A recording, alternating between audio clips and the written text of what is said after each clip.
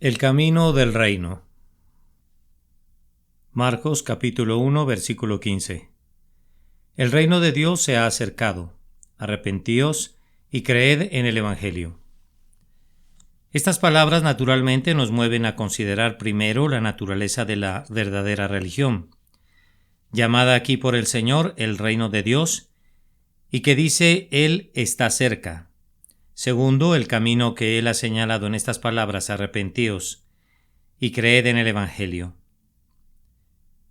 Primero, debemos considerar en primer lugar la naturaleza de la verdadera religión, llamada por nuestro Señor el reino de Dios. El gran apóstol usa la misma expresión en la epístola a los Romanos cuando explica las palabras del Señor diciendo: porque el reino de Dios no es comida ni bebida, sino justicia, paz y gozo en el Espíritu Santo. El reino de Dios, o sea, la verdadera religión, no es comida ni bebida. Es cosa bien sabida que no solo los judíos inconversos, sino un gran número de aquellos que habían aceptado la fe en Cristo, eran sin embargo celosos de la ley, aun de la ley ceremonial de Moisés.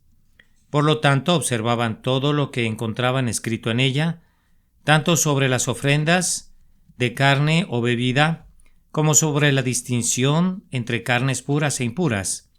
Y no solo lo observaban ellos mismos, sino que lo exigían también a los gentiles que se habían convertido a Dios. A tal grado lo exigían que algunos de ellos enseñaban a cualquiera que se unía a ellos: si no os circuncidáis conforme al rito de Moisés y guardáis toda la ley, no podéis ser salvos.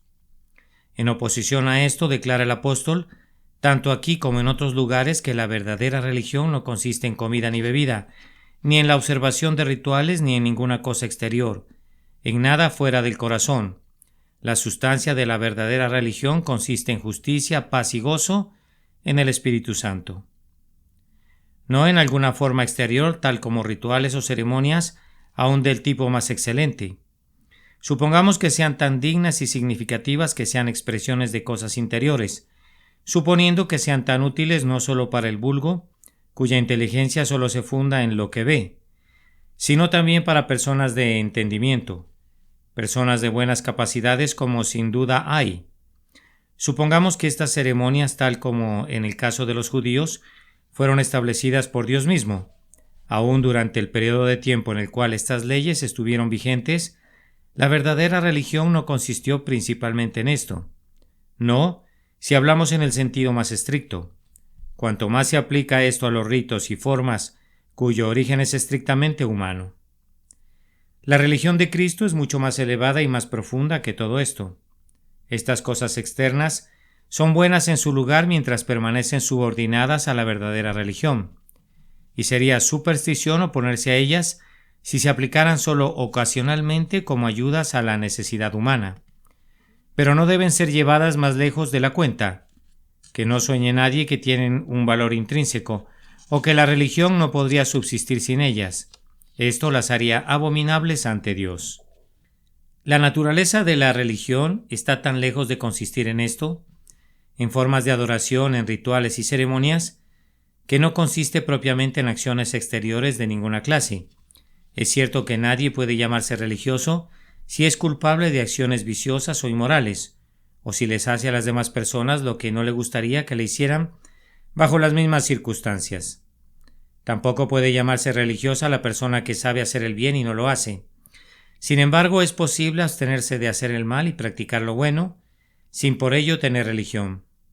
Sí, dos personas pueden hacer la misma obra exterior, por ejemplo, alimentar el hambriento o vestir al desnudo, y al mismo tiempo una ser verdaderamente religiosa y la otra no tener ninguna religión. Una puede actuar por amor de Dios y la otra por amor a la alabanza. Tan manifiesto es que, a pesar de que la verdadera religión conduce naturalmente a toda buena palabra y obra, sin embargo su verdadera naturaleza tiene mayor profundidad, pues reside en el corazón humano. Digo del corazón porque la religión no consiste en la ortodoxia o las opiniones correctas, las cuales, aunque no son propiamente exteriores, no están en el corazón sino en el entendimiento. Se puede ser ortodoxo en cada punto. Se puede apoyar no solo las opiniones correctas, sino también defenderlas celosamente de sus opositores. Se puede tener creencias correctas acerca de la encarnación de nuestro Señor, acerca de la bendita Trinidad y acerca de cada doctrina contenida en los oráculos de Dios.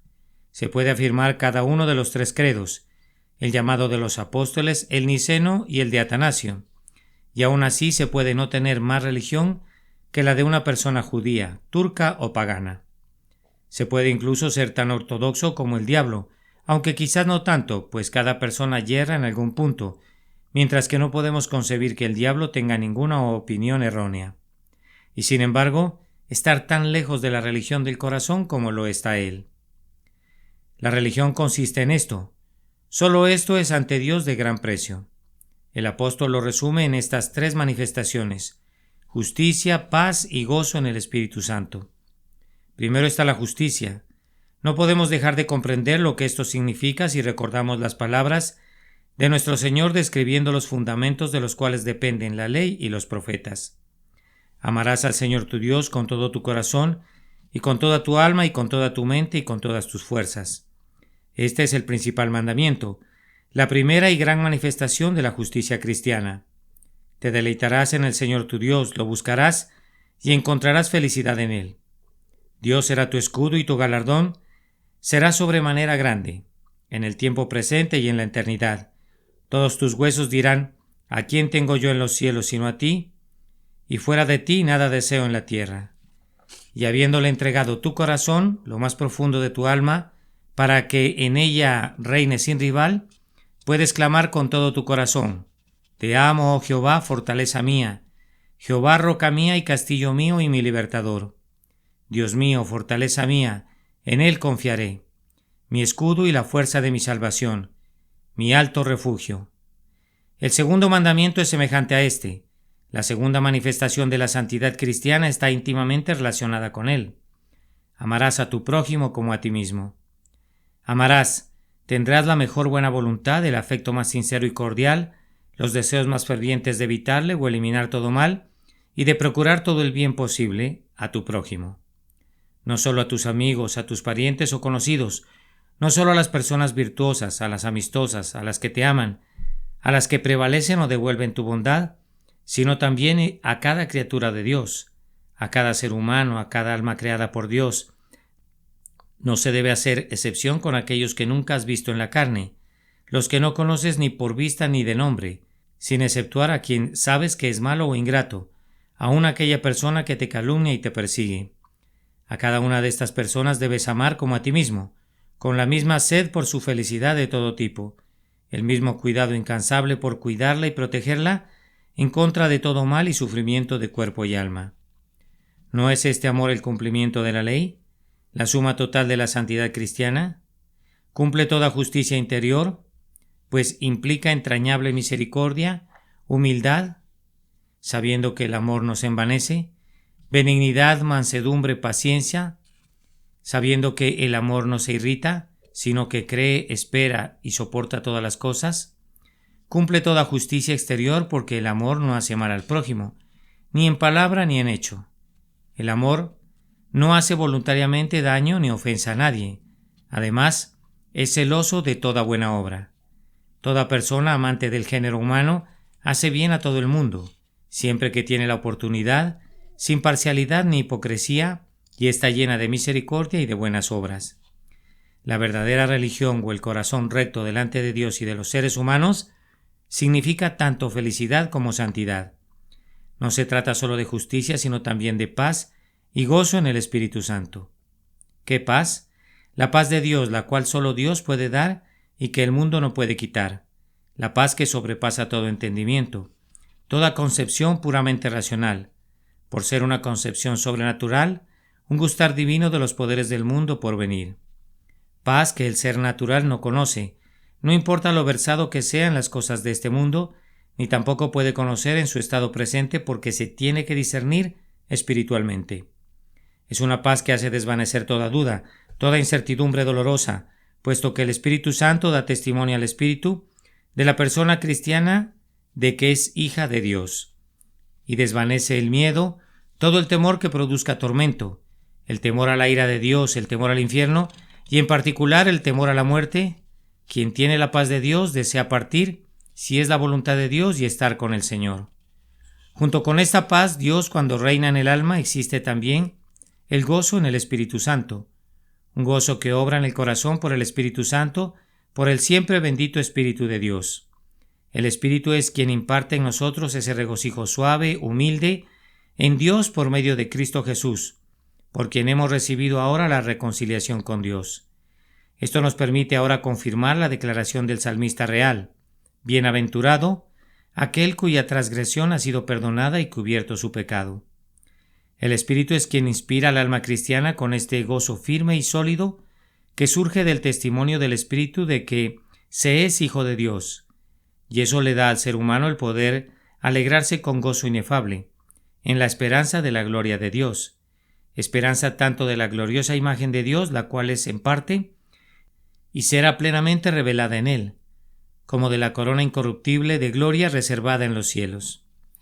Esta santidad y felicidad unidas en una, a veces son llamadas en los escritos sagrados el reino de Dios, como lo hace el Señor en el texto, y a veces el reino de los cielos. Se llama reino de Dios porque es el fruto inmediato del reinado de Dios en el alma, tan pronto como, usando de su infinito poder, establece su trono en nuestros corazones. Inmediatamente son llenos con la justicia, la paz y el gozo en el Espíritu Santo.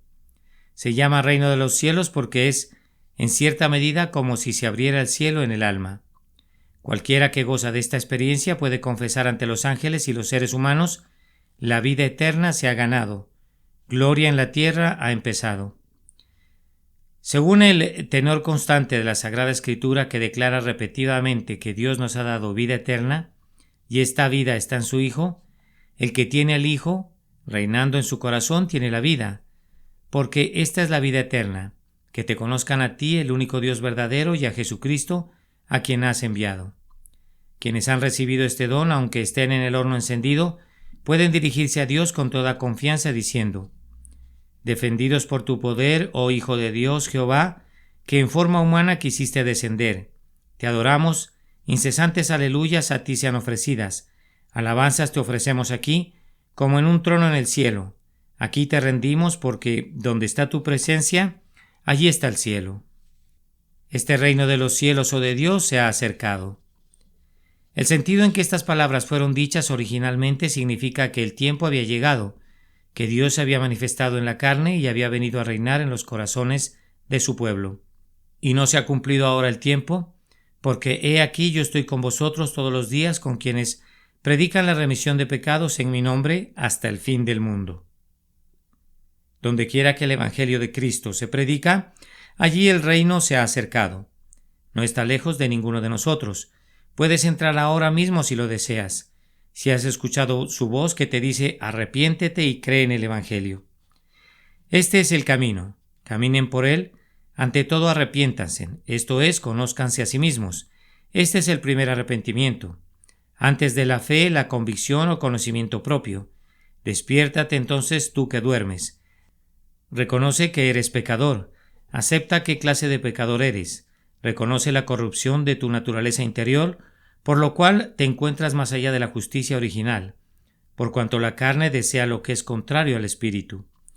Por causa de la mente carnal, que es enemistad contra Dios, porque no se sujetan a la ley de Dios ni tampoco puede.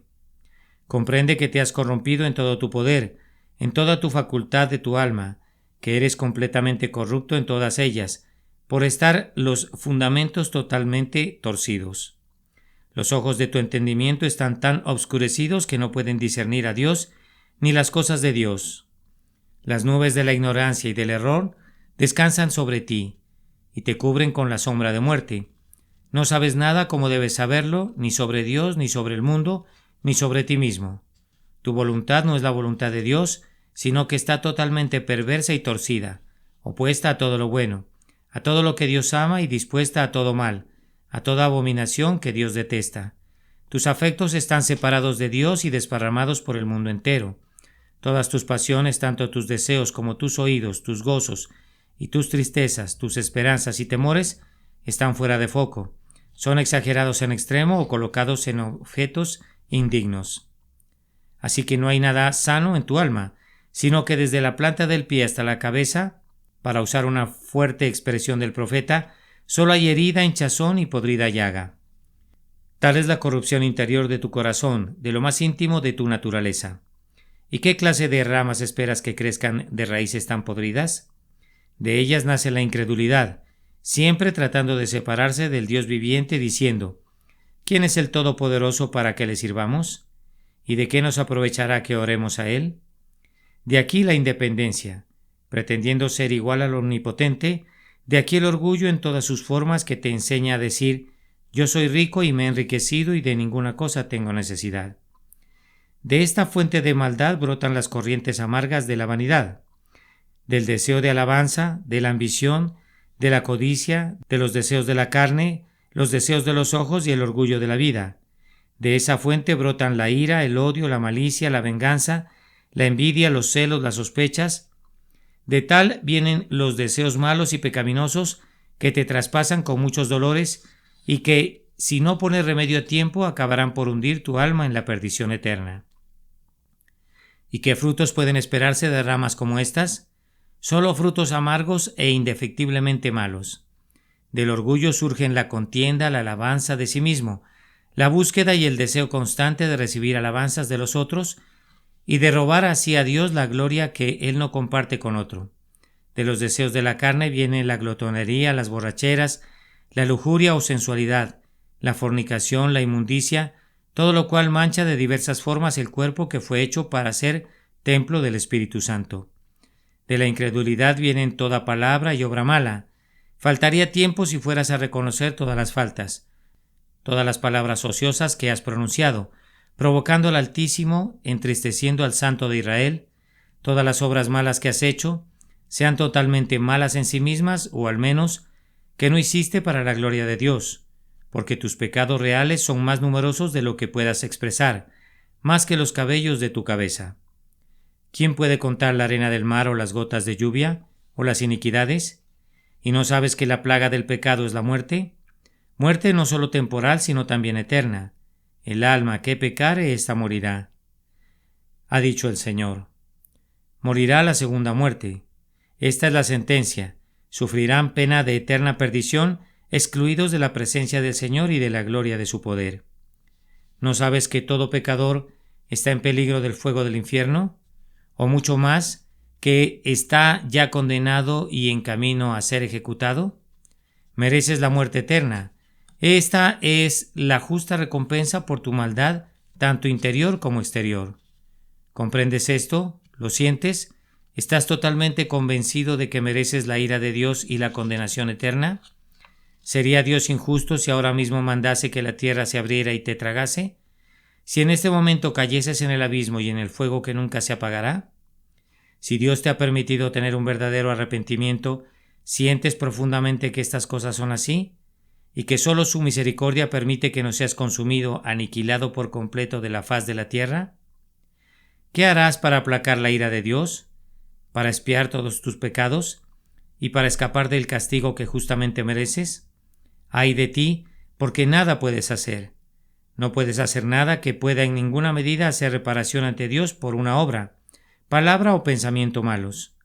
Si desde este momento pudieras obrar bien en todo, si desde esta hora hasta el momento en que debas volver a Dios pudieras vivir en forma perfecta, en obediencia ininterrumpida, aun esto no repararía lo pasado.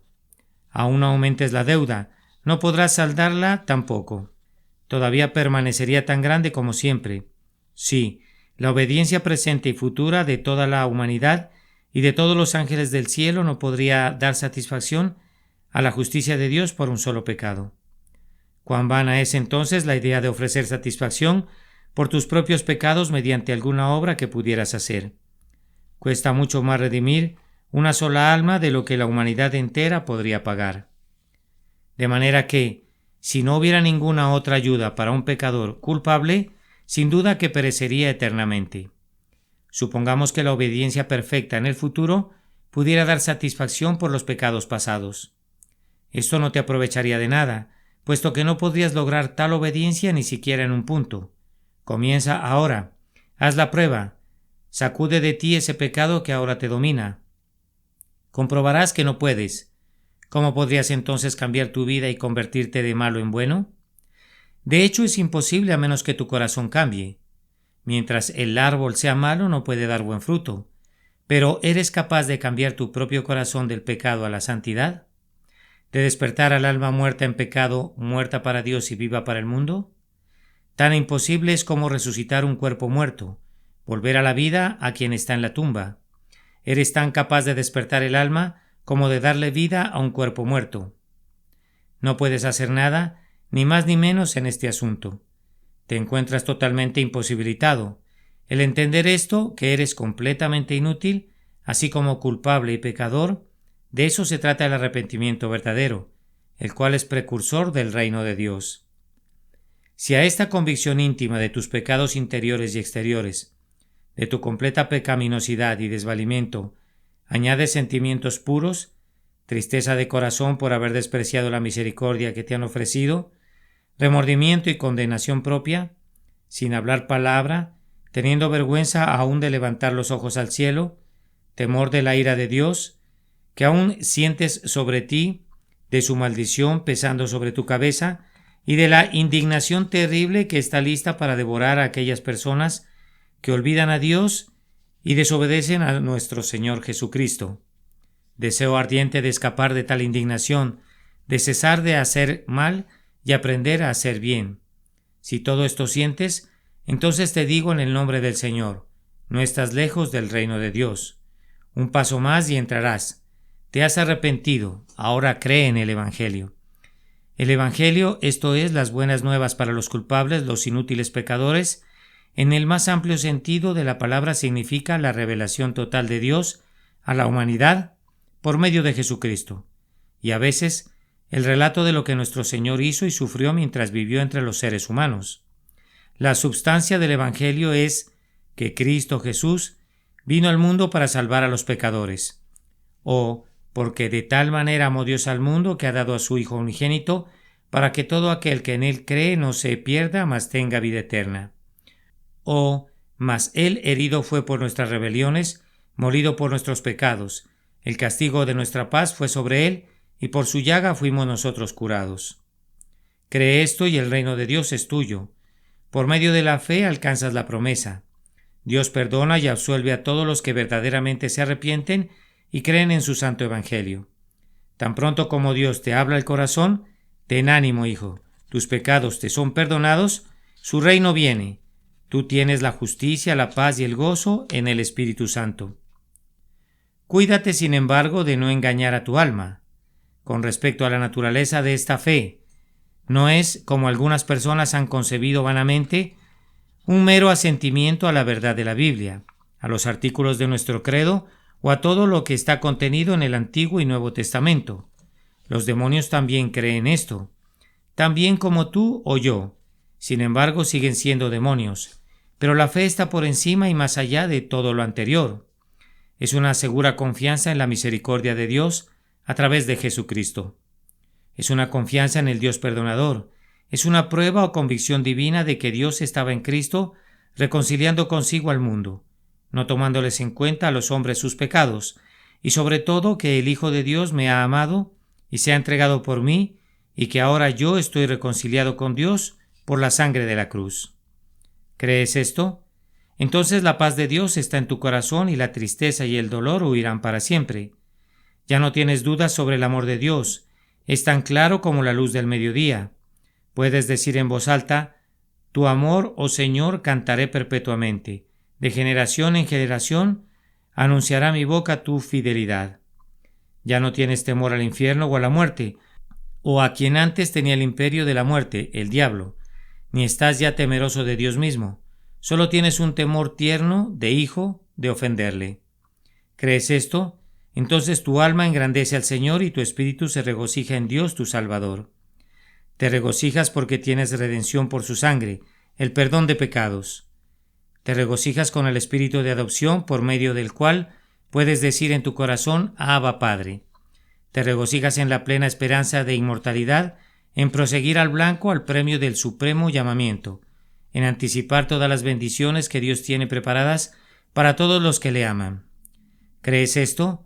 entonces el amor de Dios se ha derramado en tu corazón, y le amas porque Él te amó primero, y por cuanto amas a Dios, amas también a tu hermano, y por cuanto estás lleno de amor, paz y gozo, también estás lleno de paciencia, benignidad, fidelidad, bondad, humildad y dominio propio, así como todos los demás frutos del Espíritu. En una palabra, con toda disposición santa, angelical o divina. Por tanto, mirando a cara descubierta porque el velo ha sido quitado, como en un espejo la gloria del Señor, su glorioso amor, y la gloriosa imagen en la que has sido creado, tú eres transformado de gloria en gloria en la misma imagen, como por el Espíritu del Señor. Este arrepentimiento, esta fe, esta paz, gozo, amor, este cambio de gloria en gloria, es lo que la sabiduría del mundo ha calificado de locura, de entusiasmo, de distracción. Pero tú, seguidor de Dios, no hagas caso a esto. No seas movido por ninguna de estas cosas.